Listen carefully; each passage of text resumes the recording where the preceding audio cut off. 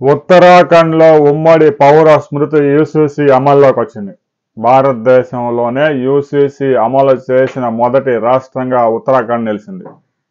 ఏమిటి ఉమ్మడి పౌర స్మృతి అనే విషయంలో కొంతమందికి అనుమానాలు ఉండొచ్చు, కొంతమందికి దీని మీద అవగాహన ఉండొచ్చు.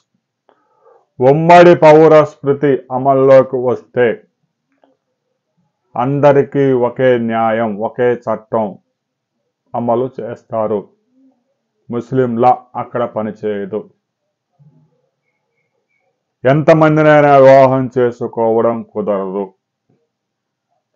వీటితో పాటు హలాల్ నిషేధించారు ఉత్తరాఖండ్లో. ఇక వారసత్వ ఆస్తుల బదిలీలకు సంబంధించిన వ్యవహారాలు కానీ, వాటికి సంబంధించిన వివాదాలకు కానీ హిందువులకు ఒక చట్టం, ముస్లింలకు ఒక చట్టం ఉండదు. మొత్తం ఒకటే చట్టం ఉంటుంది. భారతదేశంలో 2022 నుంచి ప్రారంభించిన ప్రక్రియ ఉత్తరాఖండ్ పూర్తి చేసింది. అసెంబ్లీలో కూడా బిల్లు పాస్ చేశారు. అమల్లోకి తీసుకొచ్చిన మొదటి రాష్ట్రంగా ఉత్తరాఖండ్ నిలిచింది. బహుభార్యత్వం కుదరదు. ఇక హలాల్ నిషేధం కాబట్టి ఆ మాటే అక్కడ ఉండదు. ఆస్తులు బదిలీ, ఆస్తుల కొనుగోలు, ఆస్తుల వ్యవహారాల వివాదాలు, కుటుంబాలకు సంబంధించిన తగాదాలు ఇవన్నీ హిందువులకి ముస్లింలకి ఒకే చట్టం యూసీసీ ఉమ్మడి పౌర స్మృతి అమల్లోకి వచ్చింది. ఇక హలాల్ విషయంలో చాలా మందికి చాలా రకాల అనుమానాలు ఉన్నాయి. అసలు ఏమిటి హలాల్ అనే విషయంలో రకరకాల విధానాలు ప్రచారంలో ఉన్నాయి. ఇస్లామిక్ ప్రకారం ఆహారాన్ని తయారు చేసే విధానం హలాల్ అట. ఎలా చేయకూడదో అది హారమట. జంతువుల్ని వధించే ముందు దాని బాధ తగ్గించి వాటిని చంపుతారట. అదే చెప్తా ఉంది గూగుల్ తల్లి కూడా.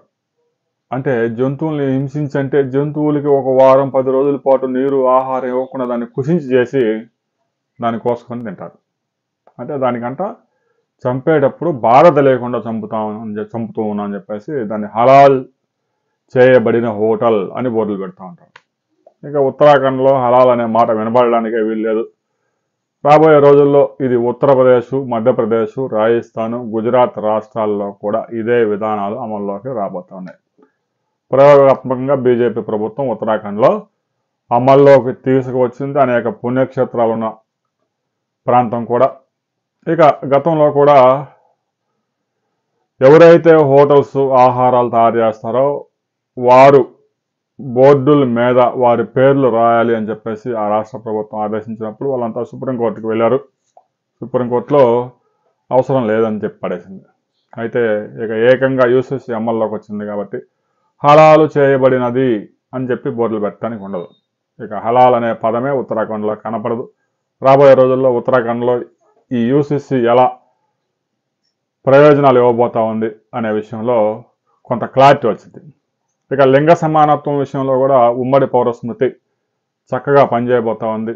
ఇక పిల్లల విషయంలో కొన్ని వర్గాల్లో తక్కువ మంది, కొన్ని వర్గాల్లో ఇష్టం వచ్చినట్టు కనడం, దీనివల్ల డెమోగ్రాఫిక్ ఇన్బ్యాలెన్స్ ఏర్పడతా ఉంది. రాబోయే 30-40 సంవత్సరాల్లో భారతదేశంలో హిందువులే మైనార్టీలుగా మారే ప్రమాదం ఉందని ఆర్ఎస్ఎస్ కూడా హెచ్చరికలు జారీ చేసింది. ప్రతి హిందూ కుటుంబం 3 పిల్లల్ని కనాలని కూడా ఆదేశించింది. రాబోయే రోజుల్లో మరి వారి ఆదేశాలు హిందూ కుటుంబాలు పట్టించుకుంటాయా లేదా అనే విషయంలో మరిన్ని వివరాలతో మరో వీడియోలు తెలుసుకున్న వీడియో నచ్చితే లైక్ చేయండి, షేర్ చేయండి, సబ్స్క్రైబ్ చేసుకోండి.